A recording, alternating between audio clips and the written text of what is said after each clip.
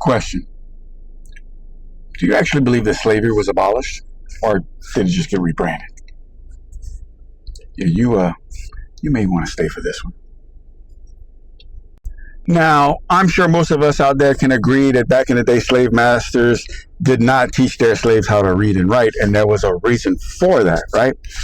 Here's where I need you to put on your thinking caps and really think about this for a second, okay? Because before you were old enough to even make decisions for yourself, you were funneled into a school system largely architected by John D. Rockefeller himself, where the masters defined the language, right? They shaped how we read it, spoke it, even how we wrote it.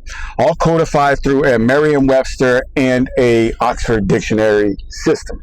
Now, I know it sounds harmless enough on the surface, right? But here's where it gets pretty sinister, okay? Because when the government, aka the masters, they communicate in a different language, and that language is called legalese. It is an entirely separately linguistic system altogether.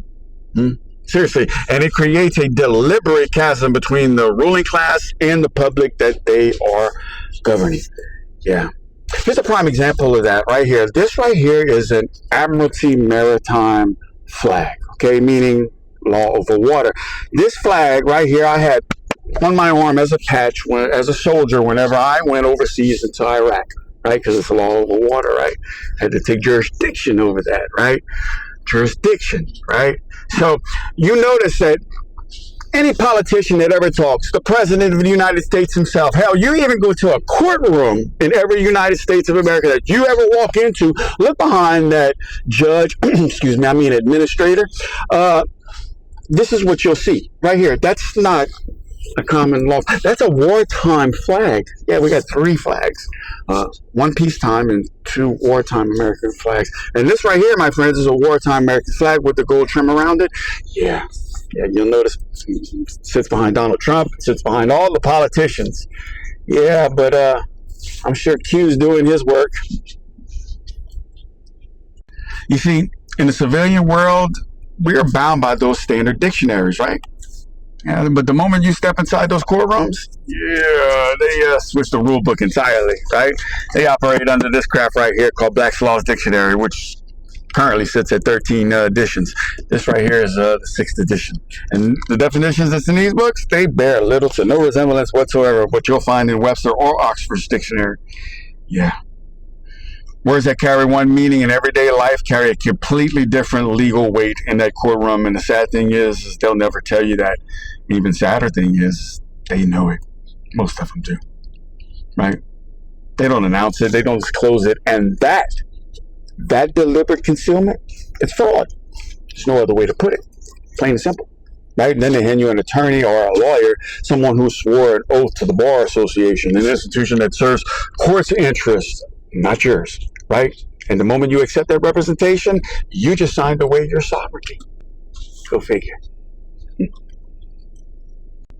It's truly crazy how much we've been tricked, right? Like the word person in Black's Law's Dictionary, it's not what you think it means, okay? It's a legal fiction, a corporate entity, not a living human being, okay? And also, side note as well, just because these words are in edition 1 and 2 does not mean they'll be in 3, 4, 5, 6 on down. It's not how this works, okay? So the early editions I would hold on to, take screenshots, pictures if you can. But yeah, because this confusion was engineered by design with full intention of keeping the population disoriented and controllable. And the actual proof of that is in the numbers. You don't believe me? Yeah. Do you know the United States has the highest incarceration rate in the world? Yeah. Go ahead and sit with that for a second. And a massive portion of those people behind bars never committed a crime against another human being whatsoever. Imagine that. They committed code violations, policy violations, procedure violations, right? All victimless infractions. And yet they're branded criminals and shipped off to privatized, for-profit prison systems that they are legally compelled to work for little or nothing. Yeah, that's not justice. That's modern-day slavery, operating behind a legal facade. But I'm sure heading to the voting polls next election will fix all of this tyranny. Yep. I love y'all. But y'all really need to pull your heads out of your 4 points of contact. I'll see y'all in the next one. Later. Why do you think that Truman has never come close to discovering the true nature of his world until now? We accept the reality of the world with which we're presented.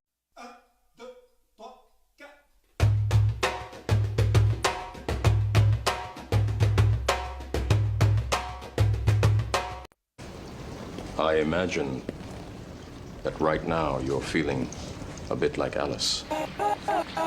Tumbling down the rabbit hole?